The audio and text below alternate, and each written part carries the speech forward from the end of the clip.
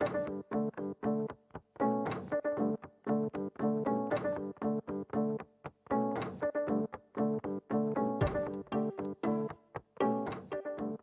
name is Thor. I come from Denmark, and I'm a global adventurer and a modern-day traveler. I am in an attempt to reach every single country there is in the world in an unbroken journey completely without flying. It's something which has never been done before. I left in 2013, and now I'm only missing 9 countries to complete. Well, I arrived to Hong Kong on board a ship, and I was supposed to transit with another ship to Palau. But when I arrived, the virus broke out, and I got stuck in Hong Kong because of COVID-19.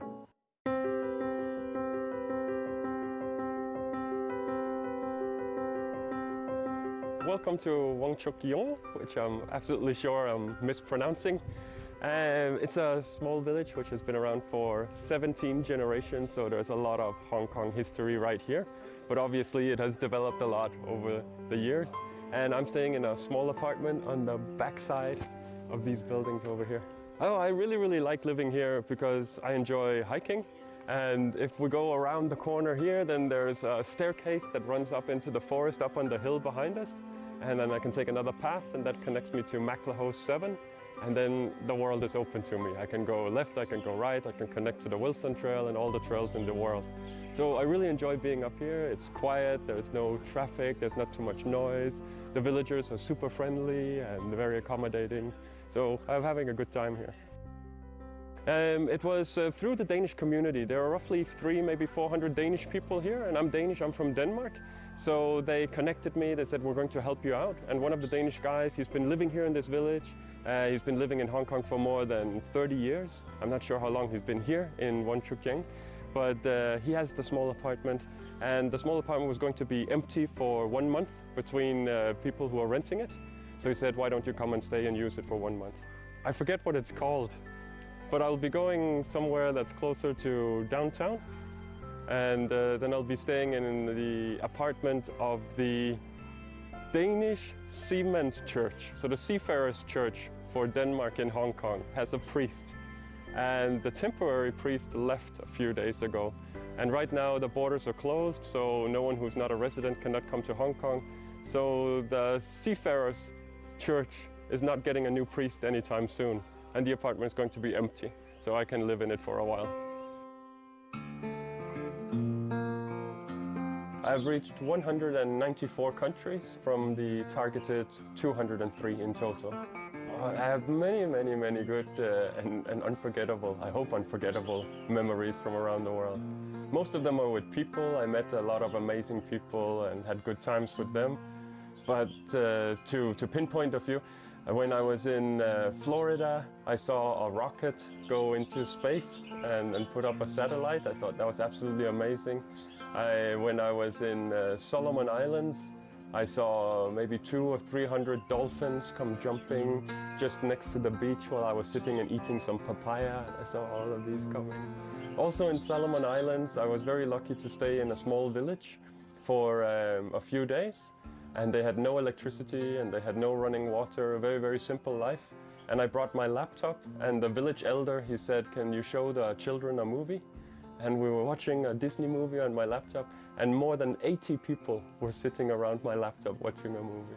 So many special experiences from around the world.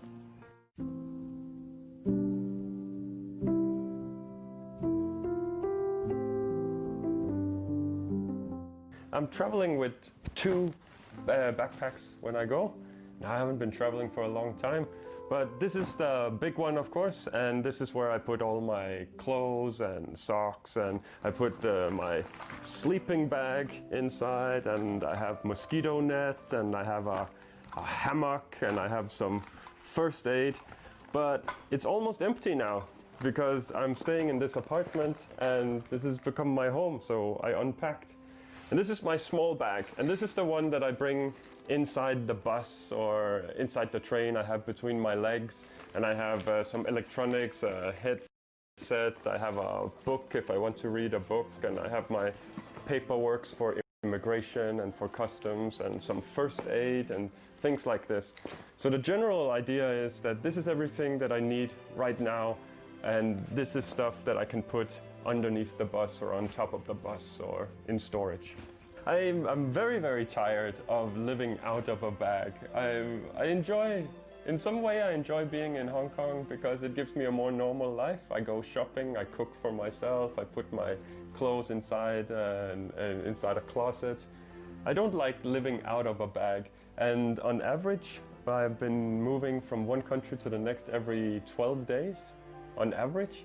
So you meet people and you make friends, and after 12 days you say goodbye to everything and you go somewhere new, and you constantly put on the same clothes, and you cannot settle, you cannot find... The routine becomes that there's no routine, or the routine becomes that everything is constantly moving. And after a few years of that, I stopped liking it. I didn't think it was funny anymore. But it's the way it has to be if you want to accomplish the project. Well, it can be complicated. The idea is to travel the entire world with public transportation wherever it's possible. So it's buses and trains and taxis and whatever people they travel with. And I think the general idea is that wherever there's people, there's always transportation, because people, they go to school and to work, they go to the market, they go to visit family. So generally, it's easy to ask local people and say, where can I find transportation? How can I go to the next town or village or city, or how can I get to the port?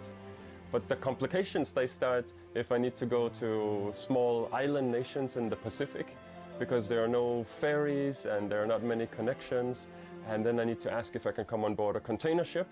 And it's very, very complicated to ask and get permission to come on board. Well, it's an amazing experience, especially the first time I went on a container ship. Everything was new, and everyone was really friendly and helpful, and they gave me permission to walk around and explore. They gave me a guided tour of the ship. The food was good, and you look at the ocean, and you hope maybe you see something interesting like a whale or a dolphin or something like this.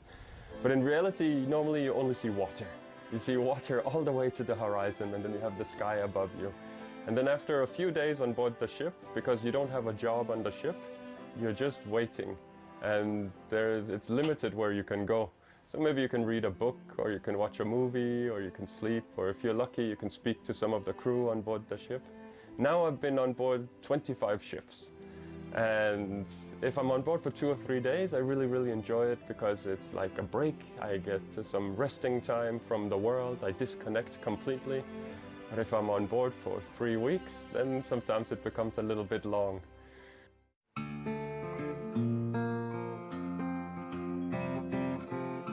Yeah, my temporary home. So I have a closet, and I decided to unpack a little bit, so I'm not just living out of my backpack.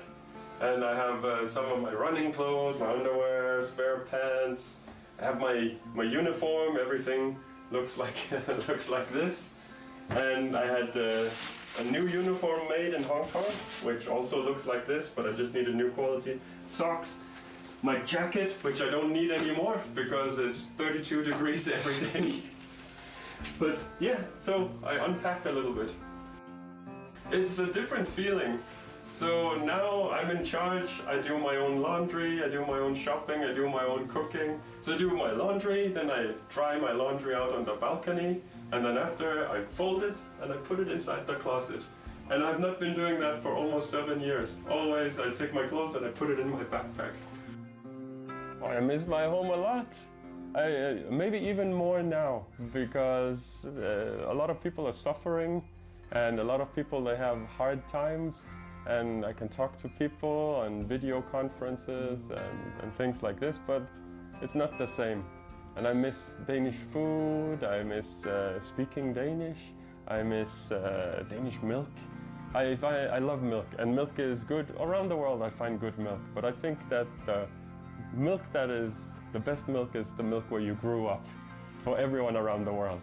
And there's great milk in Hong Kong, but I really miss Danish milk. I miss being able to put on jeans. I want to shave, so I don't know if you know, but I don't normally have a beard. I have a rule with my fiancée that every time she comes to visit me, I shave my beard.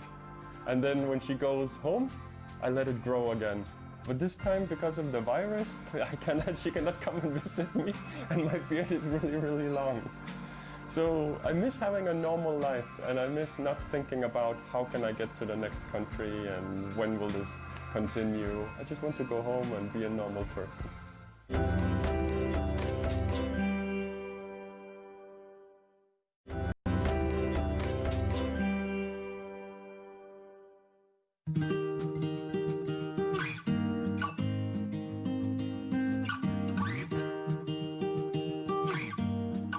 So I came on a ship and I was supposed to be 4 days and then leave. And I said 4 days is perfect because I needed to buy a new phone and Hong Kong is interesting and there's good food and I want to explore a little bit. 4 days was fine, and then go.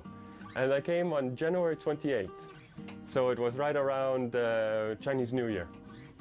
And then the port closed down for 7 days because of Chinese New Year. So they called me and said it's not going to be 4 days, it will be extra 7 days. So 11 days in total. I said, okay, 11 days in Hong Kong is also good because Hong Kong is interesting, it's a nice place, there are many things to see and do. And then in those days, everything shut down and the country started to close and the virus was growing and growing and growing.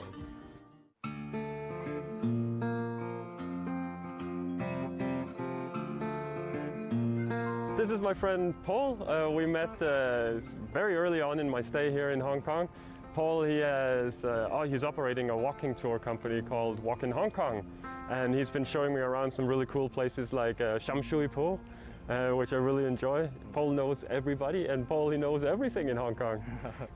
It's a bit exaggerated. So because the Hong Kong Tourism Board contact me and say that okay, Thor is somehow stranded in Hong Kong, and they would really like to introduce some interesting and experience in interesting neighborhoods to him, and therefore, okay, can you run a tour? Can you run a tour for Thor? And therefore, I think back in late April, late April, probably, that I show him around in Sham Shui Po, and therefore get connected. And I am also very passionate about traveling, and it's also one of my dream to visit every single country in the world, and right. Like he's basically my role model and idol now. Well, like Paul said, this was in April, meaning that I had been in Hong Kong for about 3 months, and I already felt like I knew Hong Kong, I knew what Hong Kong was. And we went to Sham Shui Po, and it opened my eyes. It was like, oh, I don't know what Hong Kong is. This is completely new to me. And then Hong Kong, or Paul, he understands the history of the regions, telling me what happened in the 1950s, what happened in 1960s, and points at different buildings. And so I think the best way I can say it is if I walk alone, I walk past a lot of buildings on the street and it's just houses, it's just doors and windows. But when I'm walking together with Paul, every building becomes special and unique, and every building has a history, and every area and every plaza has its own specific story. Well, my initial reaction was that I didn't know I was stuck. For the first 2 months, I didn't realize I was stuck. I was always thinking, I didn't find the solution. There's a solution. Maybe I can cross into mainland China, then I can cross from there, I can go to Vietnam, and then from Vietnam I can go to the next country, and I can go all the way to Singapore, and then from Singapore I can find a ship and I can go. So constantly I was thinking there must be a way. Maybe I can go to a marina, maybe I need to meet someone who can invite me on board a ship, maybe I have to speak to immigration, maybe something else. And then after 2 months, when it was declared a pandemic, a global pandemic, then I knew I had no chance. There was nowhere I could go, all the borders were closed. And then I started relaxing a little bit, thinking, well, normally when I'm stuck, it's my problem, and nobody else has a problem. But this time when I'm stuck, it's everybody's problem. The world has a problem. So in some way, I felt connected with people around the world, saying, I'm in something that everybody understands.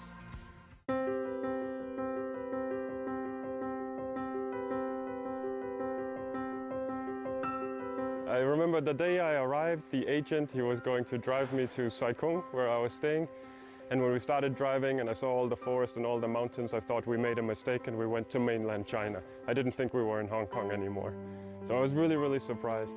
And the more that I was learning about Hong Kong and discovering that there was so much nature, I decided that probably many people don't know. So I'm sharing a lot of nature photos on my social media. A friend of mine here and we started a small step challenge together. And we had 1 week of really, really hard walking. We did about 230 steps in a week. And then after that we were tired, but then we decided we're going to do this again. We're going to compete one more time. And the second time we did it, we brought some friends. So 12 of us together. We were walking, stepping for 1 week, and we managed to do 2.4 million steps together. And the winner, a guy named Paul, he took 410,000 steps in just 1 week. And back then we raised about 25,000 Hong Kong dollars for the Red Cross. And then we thought we can do this even better. From the 3rd to the 9th of August, we have the Ultimate Step Challenge. And the Ultimate Step Challenge, we're trying to get sponsors for it and media attention, and we're going to be 25 people. And we're hoping to raise maybe 40,000 Hong Kong dollars for the Red Cross, if not more. I think Hong Kong, if I should only use one word about Hong Kong, I would say opportunity. And I think this is very much anything can happen. There's no limit to the connections one can make in Hong Kong or the things people they can see and they can do. And obviously there are thousands of years of history here, and it's really interesting history. There are current political engagements that also make Hong Kong super interesting. But I've been here for so long. I've been here for 6 months. That feels very, very long for me. And every day I still have opportunities. People, they sent me links. Yesterday I went hiking with 2 guys, and they showed me, not far from here, they showed me a waterfall and a stream, a river, which I've never been to before. There's constantly something I can discover, lots of opportunity. However, it's more complicated because the initial idea for this project was it would take somewhere between 3.5 and 4 years to complete all the countries without flying. And now it's almost 7 years. And I have been wanting to go home since 2015. After 2015, it wasn't really fun anymore. It just felt like hard work. I was missing home, missing my family. So for almost 5 years, I just want to go home. And I still have 9 countries, and I don't want to go home before I finish the project. But at home, I have a fiancée. So I'm engaged, and she's there waiting for me. She is a medical doctor, and she works at a pharmaceutical company. And we want to start a family together. And if I'm staying here longer and longer and longer and longer, then it complicates things with my life back in Denmark. So I love Hong Kong. I think Hong Kong is absolutely amazing, and I understand Hong Kong on many different levels. But I want to go home, and I want to go home as soon as possible. So I have really no idea about what's going to happen, because nobody knows what's going to happen in regards to the virus. Maybe the virus is going to mutate, maybe we find a vaccine, maybe we find a cure and we can continue. So it depends on how long time I'm going to stay in Hong Kong. But I do know that it will take roughly 10 months to reach the final 9 countries. So from the moment I can start traveling, about 10 more months until I get home. Paul, he nailed it. I think Paul really understands that I'm not a tourist, really, and maybe now in Hong Kong I'm a tourist because I have time, but generally it's very demanding in many ways. It's very lonely, and there are many challenges that need to be overcome. And sometimes it feels like it's too much. And I remember one time I was in Central Africa, and I was recovering from a bad case of malaria. I lost my financial backing, and my grandmother died, and I was feeling a lot of racism. People, they didn't like the way I looked or who I was, or who I represented historically. And I was just generally having a really, really hard time, and I felt there was no support, and almost felt like there's no point in what I'm doing, and then decided, okay, enough. I'm going to take that taxi, and then he's going to drive me to the airport. I'll leave my bags. I don't need anything. I just want to go home. And in that moment, a motorcycle driver, he arrived, and his name was Abdul Karim. And we didn't speak the same language, but he helped me a few times with transport before. And he came up to me, and he saw that I was very, very sad, and he was saying something, and I didn't know what he was saying. And he was just kind of trying to comfort me, and he took me, we had a cup of tea, and over a cup of tea, I changed my mind, and I said, they're never going to win over me. And instead, I took the same taxi, and we went to a different border and tried to cross. And it didn't succeed, but I kept fighting, and today I'm here. My situation in Hong Kong is very different, because here I have everything I need. I have food and a place to stay, and I have friends, and there are interesting things to do, and I can walk up into the mountains, I can go hiking and all this. Everything here is mental. It's a question about when does my brain say, enough is enough, I don't want to wait anymore, now I go home. But I'm not threatened, my security situation is fantastic here, I feel safe in Hong Kong. Like everything is good except for what's inside my head. My head is the challenge now. Well, I think it's really a difficult situation because of the not because life in Hong Kong is hard, but because of the uncertainty. Yeah, like you've got everything in Hong Kong and it's very convenient. Yeah, but the way his major goal is to hop on the next ship to Palau. And currently, it's because of this, and you realize that how uncertainty it can be when a sudden change kicks in the world. But I think it's only like for his trip, he need to come across a lot of uncertainty, I suppose. Yeah, and he can overcome every one of it, and therefore I feel pity for him. Yeah, but I'm sure he is going to he has all the stamina, all the staminas and the courage to overcome this uncertainty which hit every one of us.